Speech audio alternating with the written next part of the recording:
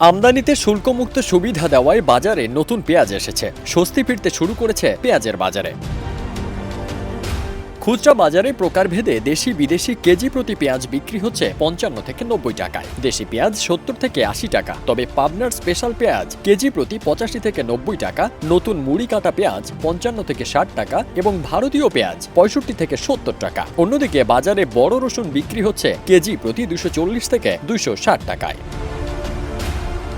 এদিকে কারওয়ান বাজার সহ অন্য পাইকারি বাজারে প্রকারভেদে পেঁয়াজ মন প্রতি বিক্রি হচ্ছে ২ থেকে ২৫০০ টাকায়। এর আগে পেঁয়াজের অস্বাভাবিক দামের লাগাম টানতে শুল্ক এবং রেগুলেটরি শুল্ক সম্পূর্ণভাবে প্রত্যাহার করে এনবিআর। শুল্কমুক্ত সুবিধা দেওয়ায় ও নতুন পেঁয়াজ আসায় বাজারে ইতিবাচক প্রভাব পড়েছে।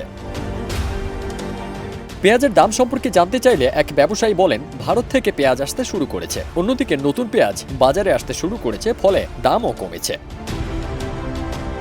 অন্যদিকে কারওয়ান বাজারের আরেক বিক্রেতা জানান, গত সপ্তাহের তুলনায় খুচরা বাজারে প্রতি কেজিতে ৫ টাকা কমে নতুন আলু প্রতি কেজি ৩৮ থেকে ৪৫ টাকা এবং আগাম জাতের মুড়ি কাটা পেঁয়াজ প্রতি কেজি ৪০ থেকে ৪৫ টাকা বিক্রি হচ্ছে।